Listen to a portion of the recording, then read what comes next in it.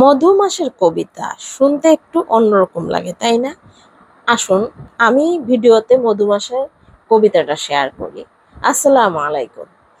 আম খেলে ঘুম হয়, জাম খেলে রক্ত, আখ খেলে হয় জানি দাঁত বড় শক্ত।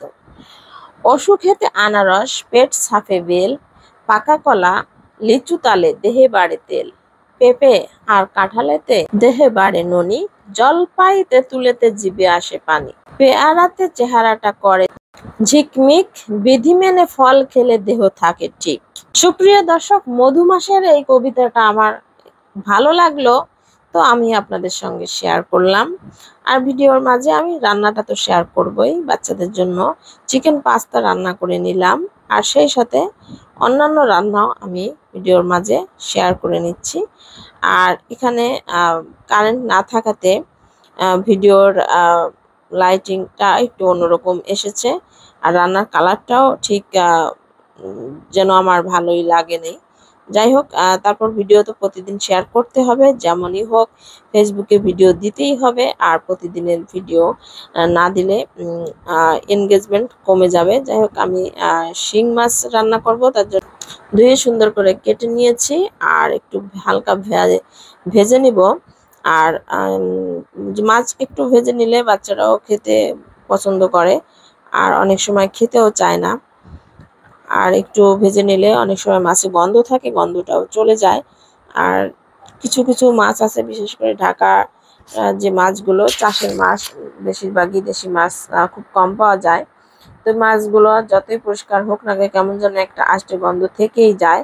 তো তার কারণে আমি একটু মাছগুলো ভেজে নেব, আর ভেজে রান্না করে নিলে মাছগুলো খেতে অতটা খারাপ লাগবে না। আবার একটু হালকা করে ভেজে নেব, বেশি ডিপ ভাজি করব না। আর বেশি ডিপ ভাজি করলে হয়তো বেশি কড়কড়ে হয়ে যাবে, আর কড়কড়ে হয়ে গেলে মাছ মশলা দিয়ে কষিয়ে নিলে অতটা মজারও লাগবে না। আর ভাজা মাছের স্বাদ গন্ধ একটু অন্যরকম, আর মাছ কাঁচা মশলা দিয়ে মেখে সুন্দর করে রান্না করে সেটার স্বাদ অন্যরকম, কষিয়ে রান্না করলে অন্যরকম। আমি বেশি করে একটু পেঁয়াজ দিয়ে পেঁয়াজগুলো একটু ভাজা ভাজা করে নিবে। এখানে আমি সরিষার তেল দিয়ে রান্না করব, আর সরিষার তেল দিয়ে রান্না করলে তেলের কালারটা একটু হলদেটে হয়ে যায় এবং ধোঁয়াও বেশি হয়। মশলা কষিয়ে নিয়েছি, এখানে একটু জিরার গুঁড়া দিয়ে দেব। আর সাথে আমার একটা স্পেশাল মশলা যেটা আমি এই মাছে ইউজ করি, সেই মশলাটা দিয়ে দেবো। আর এই মশলাটা দিলে রান্নার স্বাদ গন্ধ অন্যরকম হবে। আর একটু মাখা মাখা করে আমি মাছটা রান্না করে নেব। আর এই মাছের ঝোলটা দিয়েই খেয়ে নেওয়া যাবে, এতটা সুন্দর ঘ্রাণ আসে এই ঝোল রান্না করলে। তারপর আমি ঝিঙ্গে ভাজি করব, এর জন্য পেঁয়াজ রসুন একটু ভাজা ভাজা করে নিব। তারপর হচ্ছে একটু অনেকে ঝিঙ্গে বলে, অনেকে মালঞ্চ বলে, যে এক এক জায়গার এক এক নাম, তো আমরা ঝিঙ্গেই বলি। তো একটু সুন্দর করে একটু লবণ আর হলুদ দিয়ে নাড়াচাড়া করে রান্না করে নেবো। আর এই রান্নাটা যতই নাড়াচাড়া করা হয়, এই পানিটা খুব দ্রুত বের হয়ে আসে।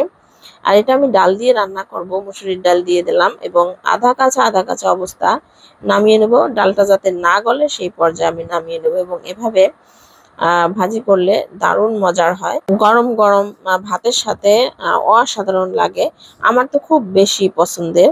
অনেকে সবজি খেতে পছন্দ করে না, কিছু কিছু সবজি আছে আমার খেতে অনেক ভালো লাগে।